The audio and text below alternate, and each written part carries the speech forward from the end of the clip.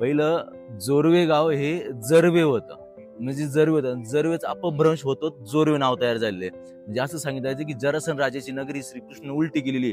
जरासन राजाच्या नावावरून जरवे हे नाव पडलं होतं, मग त्याचं जोरवे नाव झालं. जोरवे गावात एक मुखी दत्त आहे, जो म्हणजे अनेक संशोधन झालं की ती मूर्ती अशी की ती दगडापासून नाही तर वालुकामय कणांपासून बनलेली. काळी पाषाणी जी नदीमध्ये परमहंस स्वामींना भेटली होती दत्त जयंतीच्या आधी. आणि जो तुम्ही जोऱ्यामध्ये पहिले 2 गणपती होते. तुम्ही समनापूरचा गणपती ऐकला असेल, तो गणपती जोरव्याचा आहे.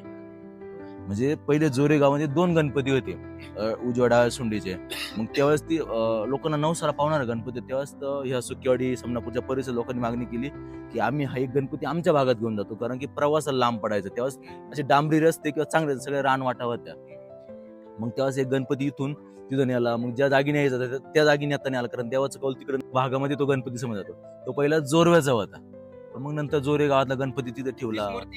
हा, 2 होत्या गणपती, 2 मूर्ती होत्या. एक मूर्ती तिथं आणली, एक जोरे गावात आजही पण.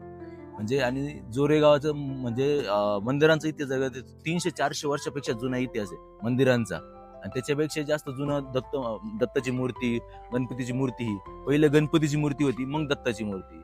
म्हणजे असं जोरे गावचा आणि खूप मोठा इतिहास आहे. तसं बघायला गेलं तर जोरवेला संगमनेरची राजधानी सुद्धा म्हटलं जातं, कारण की प्रवरा नदी तिथून वाहती. जोरे संस्कृती आहे, ऐतिहासिक तिथं वारसा लाभलेला आहे. सदन वस्ती होती ना, म्हणजे त्या काळापासून तिथं जुन्या काळापासून लोक शेती करत होते, म्हणजे 3-4 हजार वर्षापूर्वी.